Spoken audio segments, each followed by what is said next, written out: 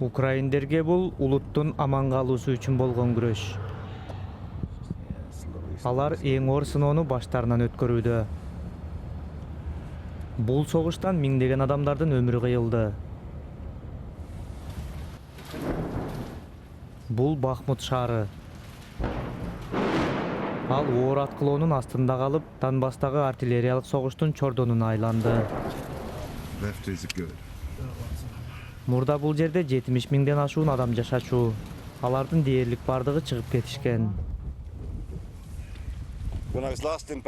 Мен Бахмутта акыркы жолу жайында болгонумда аткылоо болуп жаткан. Бирок ал кезде аздыр көптүр кыймыл бар болчу. Кээ бир автобустар жүрүп, бир нече дүкөндөр иштеп турган. Бирок азыр караңыз, шаар таптакыр ээн калды. Бир нече айга созулган согуш аны ушул акыбалга кептеди. Бахмуттун согуш госпиталы баткактуу жана кандуу согуш тилкесинен өтө алыс эмес.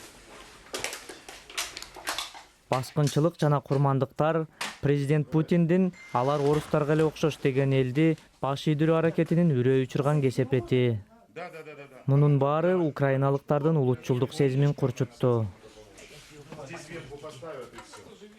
Бул жоокер снайперден аман калган. Ок анын колуна тийген.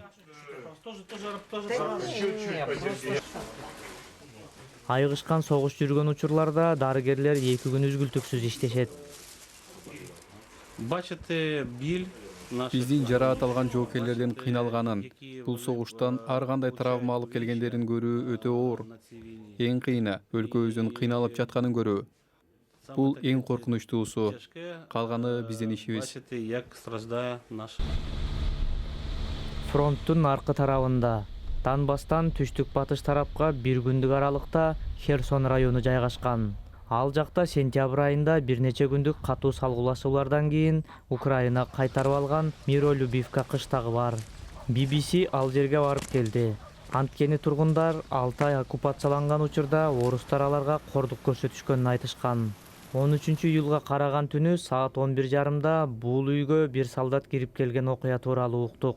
Анын бул огу ошол үрөй учурган түндө түшүп калган дешет бул аялдар. Алар азыр кызы менен коопсуз жерде.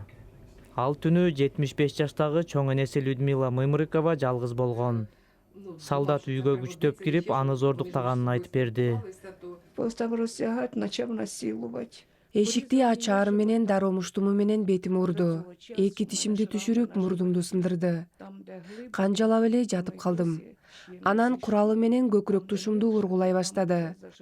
Ал башымды, бардык жагымды уруп жатты. Мен эмнеден жазганымды түшүнгөн жокмун. Ал чачымдан сүйрөп, диванга отургузуп, муунта баштады. Анын айынан мен кийин сууну бир нече жумалап жута албай калдым.